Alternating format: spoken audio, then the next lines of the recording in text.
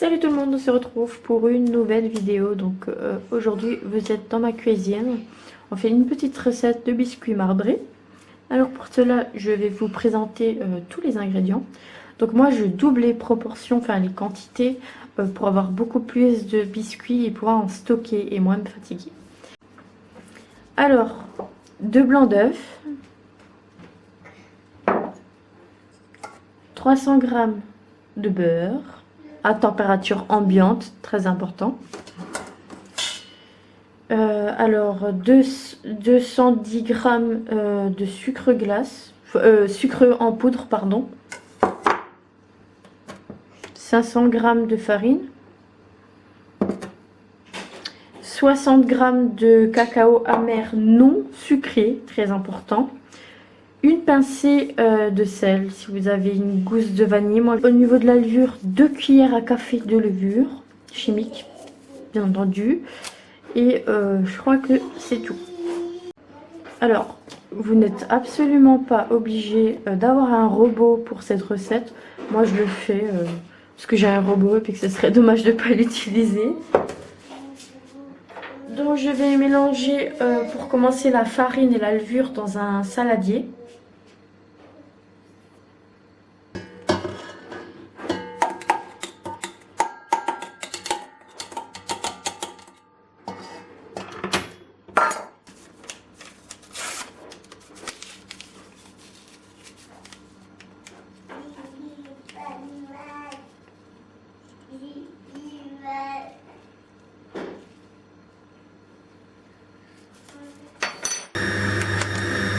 Pendant ce temps, je coupe mon beurre grossièrement parce que je vais l'incorporer maintenant.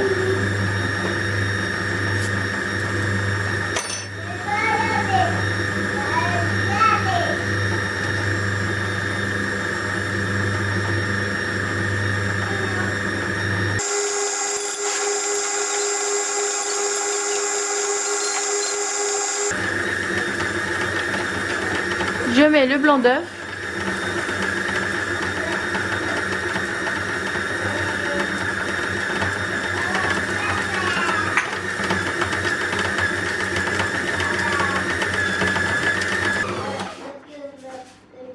Donc là, ma pâte, elle est quasi prête. Je vais encore un petit peu la travailler à la main. Parce que là, elle est toute collante, c'est normal.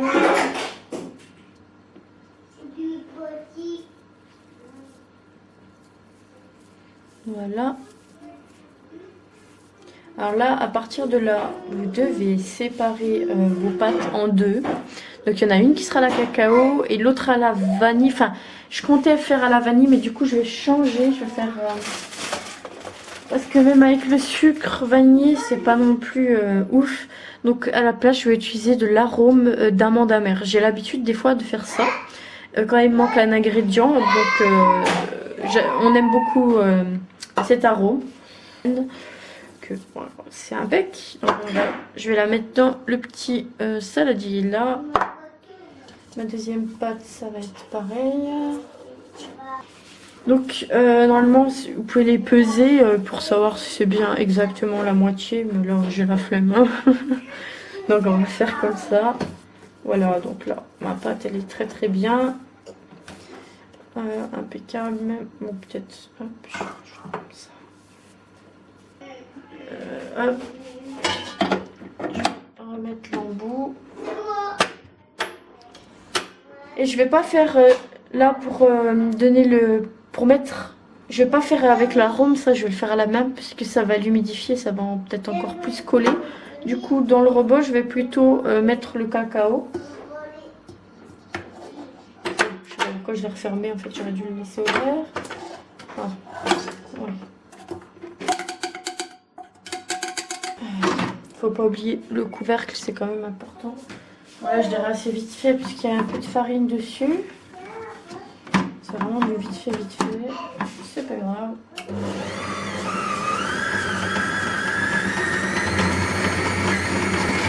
Je fais une cuillère à café.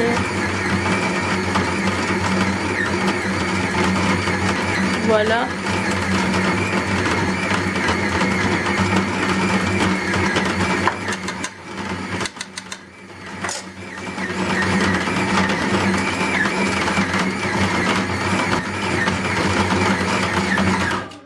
Voilà. Mes 2 pâtes sont prêtes. Donc là, je vais enlever tout ce qui est inutile de mon plan de travail. J'ai pris la plaque du four. Je vais mettre du papier sulfurisé. Je sais qu'il y en a qui mettent encore du beurre sur leur papier sulfurisé, mais moi j'ai l'habitude de rien mettre du tout. Et bon, ça va très bien.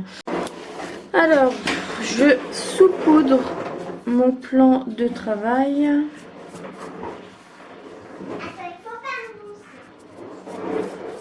Voilà.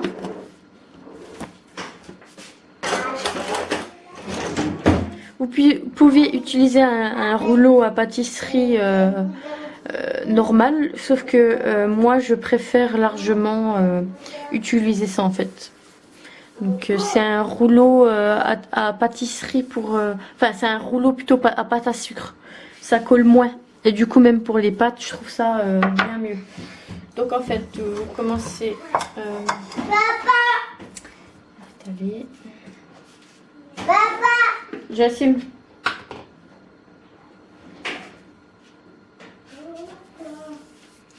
Voilà. Et on va essayer de faire un joli rectangle.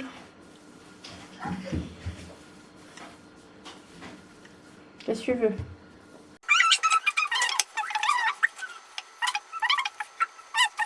La deuxième pâte que je vais étaler à côté. C'est ça. Il a... Alors, on va passer à l'assemblage. Voilà. Il fait quoi, maman? Mais elle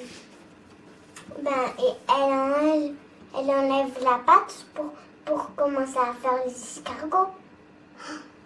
Mais escargots, il fait pas peur les escargots. Là, ma pâte est très cassante. Le mieux, c'est de la laisser Jassim. Donc là, ma pâte est vraiment trop cassante. Quand c'est comme ça, vous pouvez la mettre un petit coup au frigo pour la laisser reposer. Et normalement, après avoir été mise au frais, elle est vachement moins cassante. Moi, je veux mettre là. Jassim, tu me laisses faire. Voilà. Donc là, du coup, ce que j'ai fait, j'ai pas envie de me casser la tête. Du coup, j'ai remis par-dessus, même s'il est un petit peu cassé. Je vais repasser un coup comme ça. Voilà. Donc j'ai mis par-dessus. Elle était déjà un peu étalée. Puis après, c'est les petits bouts déchirés. Mais en repassant le rouleau, et ben, comme vous pouvez le voir, c'est impeccable. Il devient pile comme je veux. Alors voilà, là j'ai mon rectangle. Je ne sais pas si vous voyez correctement. J'ai mon rectangle. Et là, pour que ce soit bien propre, vous pourrez couper les excédents. Jassim, ferme le... Oh, c'est bien de les mélanger, maman. Ouais. Je coupe.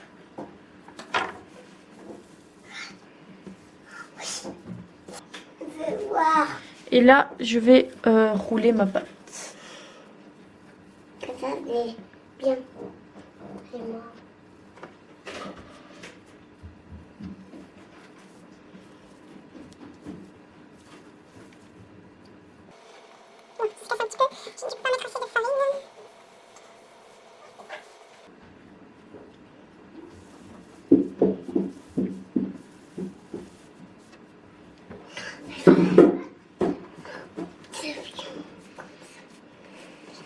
Voilà. Un petit roulé. Bon, j'ai fermé les stores, j'ai rajouté une petite lumière. J'espère que vous allez bien pouvoir voir. Donc là, je prends du film alimentaire et je vais laisser 1 heure au frigo. Et là, j'ai encore de la pâte, donc je vais continuer tout ça, quoi. Mon boudin d'escargot. Bon, il était dans la farine, mais voilà. J'ai oublié de vous dire, alors moi j'ai roulé de ce sens là, mais vous pouvez très bien rouler dans l'autre sens et ça fera pas la même épaisseur. Et du coup, les premiers ça va être des gros escargots et là ça va être des plus petits escargots, donc c'est à vous de voir ce que vous voulez en fonction de ce que vous voulez en faire en fait. Donc ça sera pas pareil. Voilà 1 heure que mes rouleaux ils sont au frigo. Donc ce que je vous conseille c'est de prendre un couteau qui coupe vraiment bien. Voilà, ça donne des petits escargots comme ça. Donc là il faut faire préchauffer le four. 180.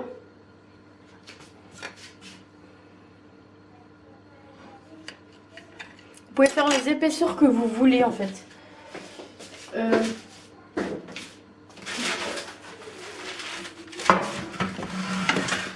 Mais le meilleur quand même, c'est quand ils sont quand même un minimum épais. S'ils sont trop fins, ça aura pas le, ils seront pas, là ils seront un petit peu moelleux. Du coup gros comme ça, c'est parfait. Sinon c'est un peu plus sec on va dire.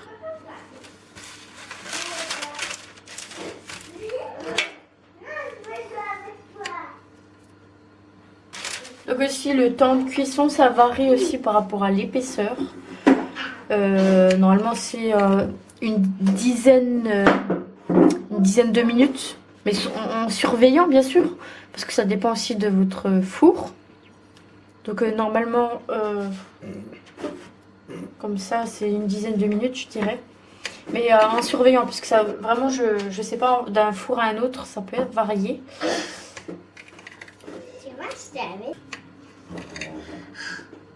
Non, on va cuire et c'est bon.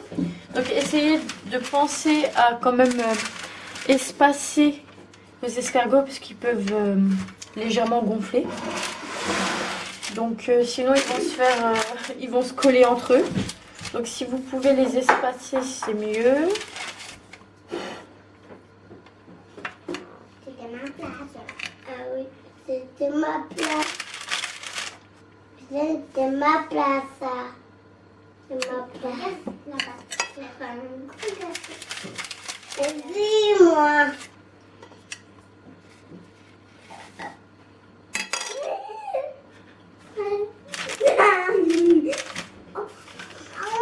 Donc là, je vais ouvrir mon deuxième papier. Pas exactement comme les autres. Au niveau de la taille, c'est du petit. Les autres, ce sont des gros. Oui. Les autres, c'est à vous et ceux-là, c'est à nous. Ouais, c'est pareil, chérie. Ouais, il y a deux. T'as pas cuit maintenant ton gâteau. Ben, le four est en train de chauffer. Tu peux me donner à moi? Non. C'est cuit? Non. Oh, je voulais. Mettez-moi ton bonbon dans la voiture. Alors, je vous montre, j'ai une petite application de minuteur. Hop, 10 minutes, mais je reste à côté et je regarde un petit peu si c'est bien ou pas. Alors voilà le rendu final, donc je les ai pas tous mis dans l'assiette, hein, bien entendu. J'en ai pris quelques-uns pour vous montrer un petit peu le rendu. Et moi j'adore quand c'est comme ça, bien épais, comme ça c'est encore un peu moelleux. Je trouve ça tellement meilleur.